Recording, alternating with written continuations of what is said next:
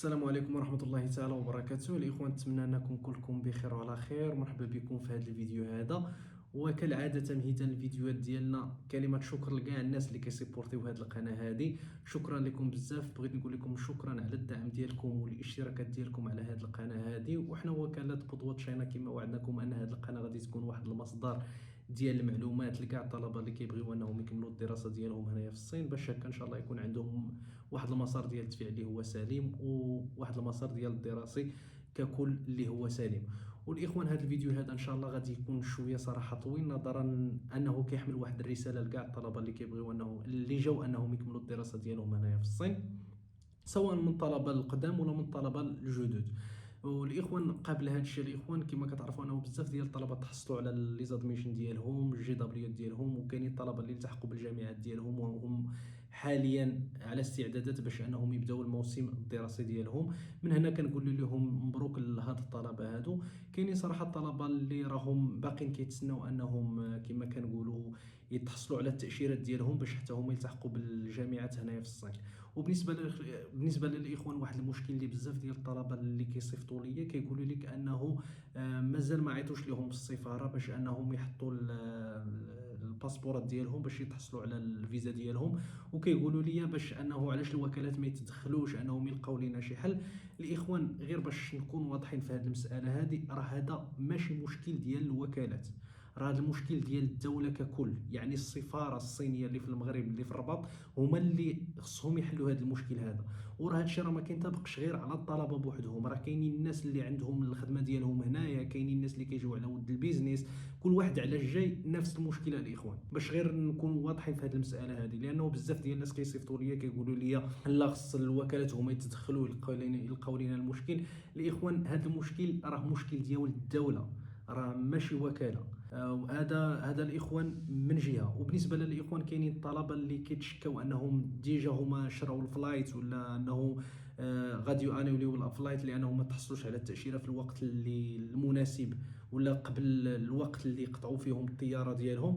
الاخوان، من هنايا كنقول للطلبه اللي مازال ما تحصلتوش على التاشيره ولا يلا تحصلوا على الجي دبليو، الاخوان ما تشريش البي دابا، سير اخويا حتى تحط الورق ديالك وتعرف امتى غادي ترجع. انه ديك الوقيته فاش كتحط الورق ديالك في السفاره باش انك تحصل على التاشيره ديالك، داك النهار فاش قالوا لك رجع، قطع اخويا، تقدر تقطع في نفس النهار نيت توجدي. لانه كما كنقولوا راه صراحه الامور ولات ضيقه بزاف نظرا لهاد المشاكل اللي كاينين، ولكن بنادم راه ما عنده حل، يشوف ابسط الحلول وخصو يديرهم. هذا الاخوان من جهه. وبالنسبه للاخوان، الموضوع ديال هذا الفيديو هذا اللي كيتعلق برساله ديال الطلبه المغاربه. الاخوان، كما كتعرفوا انه كاينين بزاف د الحوايج كيتقالوا على المغاربه، وحنا نيت كنقولوها المغاربه هنايا في الصين، كنقولوها انه بزاف ديال المغاربه كيديروا صداع، كيديروا مشاكل. الجامعات ما بقاوش كيقبلوا المغاربه بزاف، واش حيت على المشاكل كيديروا صداع. الاخوان، هذه القضيه واش المغاربه كيديروا الصداع ولا ما كيديروا الصداع، صراحه الاخوان راه هذه القضيه كل فهمتي ما غاديش نتخباو مورا الستار ونقولوا لا راه هادشي ما كاينش. هادشي الاخوان كاين، كيكونوا بعض الطلبه كما كنقولوا الله يهديهم انهم كيديروا المشاكل. وفي الاخوان، فاش كدير المشاكل راه كديرهم راسك اولا، وكديرهم كما كنقولوا الولاد البلاد ديالك حتى هما كدير لهم مشاكل. داكشي علاش الاخوان، حنا في هذه البلاد هذه، سواء كنتي واحد الطالب اللي بغى يقرا هنا ويستمر ويخدم في الصين، دائما اي واحد فينا كما كنقولوا يخلي بلاصتو نقيه باش هكا ان شاء الله دائما حنايا كمغاربه ما نلقاوش المشكل فيما مشينا. ثاني حاجه الاخوان، كاين اللي رد هذا السبب ديال انه ديال المشاكل ديال المغاربه كيديروا مشاكل بزاف. السبب الرئيسي علاش ما كيتقبلوش الاخوان، ماشي هذا هو السبب الرئيسي، وديجا قلتها في واحد الفيديو. السبب الرئيسي هو انه المغاربه تكبوا بزاف، عطا الله بزاف المغاربه، والجامعات هنايا في الصين كيقلبوا على تنوع الجنسيات. ما يمكنش انهم يجيبوا واحد الجنسيه وحده باش انه تقرب وحده. هذا هو الاخوان السبب الرئيسي. ما بالنسبه للطالب فاش كيدير المشاكل، راه عنده العواقب ديالو، راه فهمتي، راه كانت شي غرامه غادي تخلصها، كان الحبس راه غادي تمشي للحبس، كان انه غادي يصيفطوك لبلادك راه غادي يصيفطوك لبلادك. جيتي واحد الطالب، خصوصا الطلبه الجدد اللي مازال ما عارفينش هذا الشيء، الاخوان ضروري انك تكون باش تكون واحد الطالب متميز. اول حاجه الاخوان، اللي كان نوصي به الطلبه هو الحضور ديالهم في لي كلاس. الاخوان سواء انه واخا ما حملتيش نقولوا كما كنقولوا حنا المغاربه، انا ما حملتش مثلا داك البروف ولا ما حملتش ديك الماده ما كنفهم فيها والو ولا ما حملتهاش. الحضور الاخوان في الصين حاجه اللي هي ضروريه. والناس ديال اللغه حتى هما واخا تكون داير عامد اللغه، الحضور ضروري. لانه الاخوان شنو هما المشاكل اللي كنلقاو مع الطلبه ديال اللغه؟ كيجي انه مثلا انا شخصيا فاش كنبغيو ندفعوا ليهم كيطلبوا لينا مثلا انه يجيبوا لينا البيرفورمانس ديالهم من ديك الجامعه اللي قرا فيها اللغه، وكيكون عنده الغيابات اللي هما كتار اوتوماتيكمون ريجيكت، كيرفوزيو. يعني الاخوان ما تقولش انا غير اللغه غادي كما كنقول فهمتي نمشي ولا ما نمشيش، راه ماشي مشكل. راه غادي تلقى مشاكل من هنا لقدام فاش كتبغي تدفع لليونيفرسيتي واحده اخرى. بالنسبه للاخوان هاد الامور نكونوا فيها واضحين. انا الاخوان راه كلشي معروف، خصوصا الا كنتي كدير التخصص ديالك كتقرا غير مع الاجانب. الاخوان راه غدير غير 50% ديال لي زيفور ديالك، راه غتفاليدي، فهمتي؟ يعني ماشي شي حاجه اللي هي صعيبه. غير هو انه بنادم خصو كما كنقولوا يخلي الصوره ديالو نقيه، باش هكا ان شاء الله كاع الامور تكون مقاده عندك انت اولا من هنا لقدام. والمبدا اللي خصنا كاع نتمشاو عليه حنا كاع كالمغاربه هنايا في هذه البلاد هذه، هو انه كلنا بمثابه سفراء. راه انا ما كنمثلش راسي، ما كنمثلش غير راسي، هي من الدرجه الاولى كنمثل راسي، وهي حاجه درتها غادي ترجع ليا بالنفع انا اولا، عاد غادي ترجع كما كنقولوا لبلادي ولا ولاد بلادي الاخرين. داكشي علاش الاخوان حاول انه انت دائما دير في راسك ديك الفكره ديال انه انت بمثابه سفير، ما كتمثلش غير راسك، كتمثل بلادك، باش هكا ان شاء الله ما تلقاش حتى شي مشكل. وما تنساش انه انت جيتي لواحد البلاد، ضروره الاخوان يقدر يكونوا شي حوايج يقدروا ما يعجبوكش سواء في القوانين ديال الجامعه ولا شي حاجه، ما عندك ما دير. شوف غادي تقضي غرض كما كنقولوا بشويه عليك، لانه شوف راه ما يمكنش انه انت جيتي لواحد البلاد وبلاد هما انه انت باغي دير القوانين ديالك ولا تطبق القوانين ديالك، راه هادشي ما كاينش الاخوان. راه حنا براسنا في المغرب، واش غادي يجي عندنا واحد اجنبي يبقى يغير لنا في القوانين ديالنا؟ هذه بغيتيها كاينه، ما بغيتيهاش اخويا من. لانه كيكونوا بزاف ديال الطلبه اللي كنعرفوهم حنا نيت شخصيا، ولا فاش كنجلسوا مجموعين كنهضروا كيكونوا كنتناقشوا على شي حوايج، لا هذه ما خصهاش تكون، هذه ما غنقبلهاش انايا. المهم الامور بحسب المواقف. الاخوان راه ما عندك ما تبدل، ما عندك غير انه حيت هذاك قانون ديالهم، وانت اصلا فهمتي راه الاغلبيه ديال لي زونيفرسيتي قبل ما يعطيوك لي زادميشن في لي كونديسيون ديالهم راه كتلقى انه ضروري انك تتبع القوانين ديالهم. يعني الاخوان نتمنى انه هذه الرساله هذه وصلتكم. طالب حاول انه دائما غير كما كنقولوا تحضر لي كلاس ديالك هذه من الدرجه الاولى، الاتندنس. الا كنت اخويا كتغيب بزاف ولا انه كما كتغيب بزاف، نقولوا غير كتغيب بزاف، راه يقدر انه تلقى مشاكل من الدرجه الاولى. يقدر انه كما كنقولوا يجريو عليك، ولا انه يحيدوا لك سكولارشيب الا كانت عندك. هذه هي ولا كنتي ما كتقراش مزيان، هادو اوتوماتيكمون راه غادي تلقى مشاكل، سواء في جامعه اللي هي متوسطه ولا جامعه اللي هي كما كنقولوا المزيانه. في اي بلاصه مشيتي ليها كون 100%. ما هنا راه ماشي بحال لافاك في المغرب انه تحضر في وقت ما بغيتي، ولا انه عجب كما كنقولوا عجبك الحال راه غادي تمشي للكلاس، ما عجبكش الحال راه ما غاديش تمشي. عندك الكلاس غادي تمشي، تغيبتي خصك تجيستيفي علاش ما جيستيفيتيش، علاش كتحسب لك غائب ما مجيستيفياش.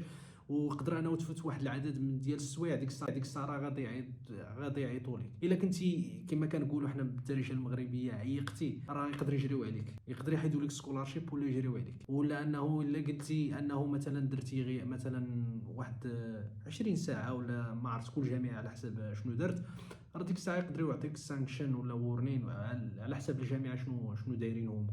يعني باش ما تطيحش في هاد المشاكل هادو، حاول انك تحضر. واخا ما كما قلت لكم يكون داكشي يقدر انه تكون شي ماده هنا في الشناوه كيقولوها الاساتذه كيقولوا هذيك.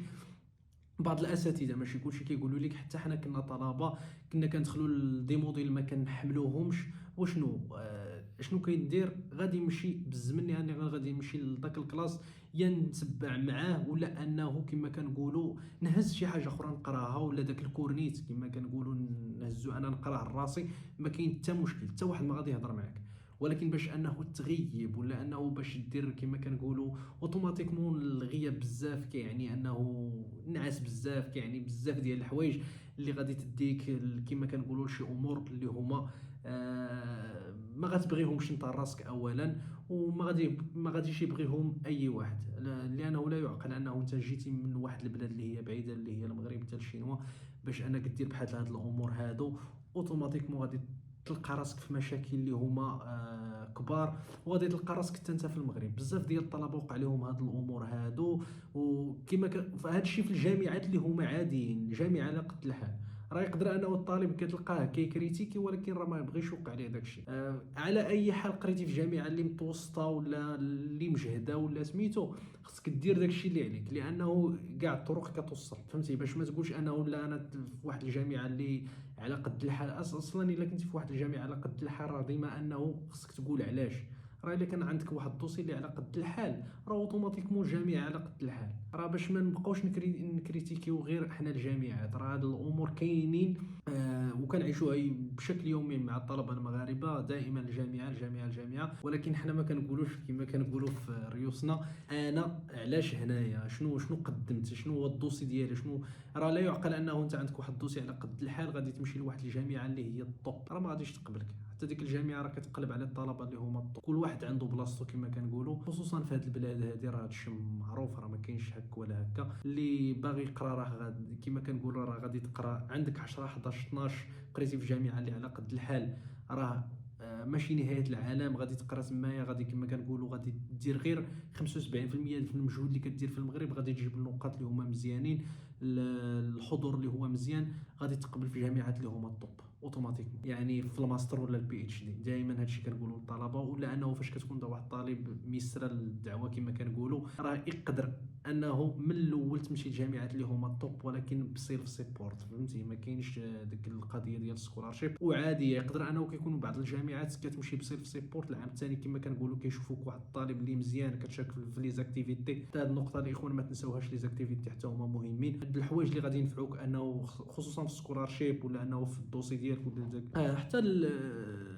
بزاف ديال الحوايج صراحه غادي تحتاجهم من هنا لقدام، خصوصا الطلبه ديال الباشلور فاش كيبغيو انهم يتبعوا مثلا الماستر ديالهم. غادي تخصك ليله تاخذ ريكومونداسيون من هنا الاخوان كما كنقولوا، غادي تبني البروفايل ديالك، وغادي غادي الجامعه اللي كتقرا فيها حاليا غادي يعطيوك الليله تاخذ ريكومونداسيون ديالك مزيان، وغادي يسهل لك الامور باش انك تقبل في جامعات اللي هما مزيانين ان شاء الله. الاخوان نتمنى انني هاد الامور وضحتهم، رساله وصلت لجميع الطلبه المغاربه، وحنا دائما راه كنجاوبوا الطلبه في الواتساب. غير تواصلوا معايا، انا راه شخصيا كنتواصل مع الطلبه، اي سؤال كاين راه كنجاوبكم. ونتمنى بالنسبه للطلبه الاخرون اللي هما في انتظار انهم يخرجوا لهم الفيزا ديالهم ولا انهم باش يعيطوا لهم في القنصليه باش هكا ان شاء الله يعيطوا لهم دغيا باش هكا ان شاء الله كاع الطلبه المغاربه يتمكنوا انهم يلتحقوا بالجامعات ديالهم ان شاء الله. وشكرا.